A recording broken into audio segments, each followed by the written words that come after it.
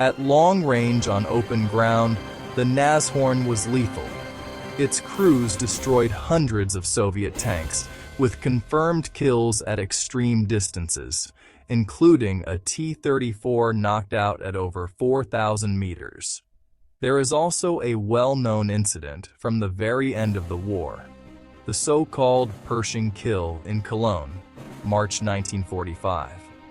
A Nashorn destroyed the only M26 Pershing deployed in Europe at that point in the conflict, at close range in an urban street fight. The gun did its job, but the moment anything got close, the moment artillery started falling, or aircraft appeared overhead, those thin walls and that exposed fighting compartment were not signaling a good day for the crew. Vehicle number 2, the Ferdinand. When 200 meters of armor still wasn't enough, the next attempt went in the opposite direction entirely. If the Nashorn's problem was too little armor, then the Ferdinand would have armor unlike anything else on the battlefield.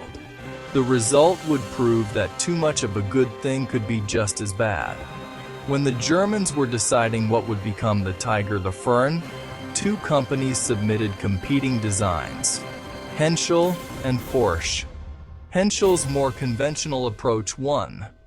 Porsche's design used a gasoline-electric hybrid drivetrain, an interesting engineering concept where gasoline engines drove generators, which provided power to electric motors that actually turned the tracks. Elegant in theory, an absolute nightmare in practice. Unreliable, prone to overheating, and essentially everything you do not want on a battlefield. But here is where the story takes a turn.